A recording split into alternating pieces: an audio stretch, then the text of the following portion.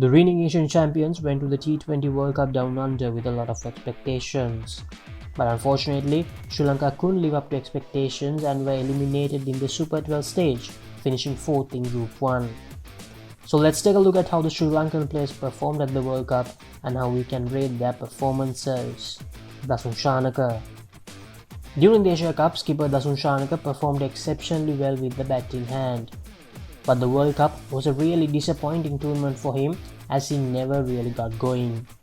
Shanaka scored just 78 runs in the tournament with an average of 13 and took just 1 wicket, not trusting his bowling even when Sri Lanka lacked options. Pathum Nissanka. The elegant Sri Lankan opening batter had a decent run in the tournament, scoring 214 runs which included 2 half-centuries. He had some struggles with injuries as he missed the encounter against Ireland. He didn't have as successful a World Cup as the last one, but did manage to get the job done on a couple of occasions. Kusal Mendis. Kusal Mendis entered the tournament as the highest run getter for Sri Lanka, but he unfortunately couldn't make big scores against the better bowling attacks Sri Lanka faced. He scored 2 half-centuries against the lower ranked teams but never really got going while playing the higher ranked sides. With 223 runs to go with 6 dismissals behind the stumps, Mendis had a passable tournament but not the kind of tournament he has the ability to have. Charit Tasalanka. Sri Lanka's most prolific run getter from last year's World Cup was initially not picked due to lack of form. But he came into the side later and played a couple of decent knocks but couldn't provide the impact he did last year. Bhanku Rajapaksa. Bhanku Rajapaksa had a massive performance as a batsman during the Asia Cup which played a vital part in Sri Lanka ending as the champions.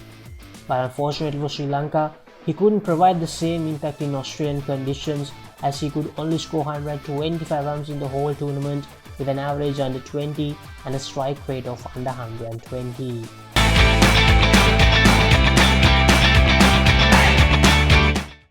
කාලගුණය කොහොමුණත් Rhino නං වහලට safe තමයි මුළු ගෙදරම. Dhananjaya De Silva. It's fair to say Dhananjaya De Silva was the best batsman for Sri Lanka during the Super 12 phase. To go with his batting, his canny bowling with an economy of under 7 was a huge advantage for the side and his top-notch fielding was another big plus for Sri Lanka. Wanindu Hasaranga. Wanindu Hasaranga ended in another World Cup as the highest wicket taker for Sri Lanka with 15 breakthroughs. As a bowler, he only had 1 bad match where he went for plenty, but other than that, he was bowling beautifully during the tournament. But the disappointing feature has been his batting as he didn't cross the double figure mark even once. Going forward, Hasaranga will have to work a lot on his batting for Sri Lanka or they will be forced to move him down the order. Mahesh Theekshana.